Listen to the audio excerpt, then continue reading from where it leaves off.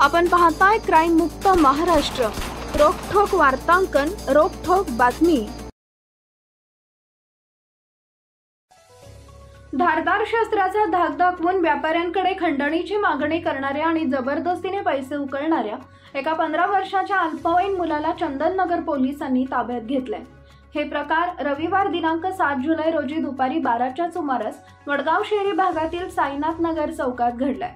याबाबत कपिल संगाराम देव वय वर्ष 32 राहणार निर्बलवाडी साईनाथ नगर वडगाव शहरी यांनी चंदननगर पोलीस ठाण्यात फिर्याद दिली आहे।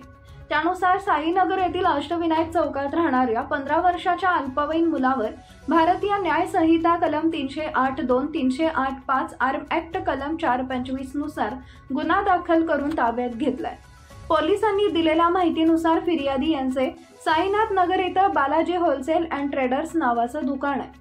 रविवारी दुपारी 12च्या सुमारास फिर्यादी दुकानात असताना आरोपी अल्पवयीन मुलगा दुकानात आला। त्याने या ठिकाणी धंदा करायचा असेल तर मला हप्ता द्यावा लागेल असं म्हणून खंडणी मागितली।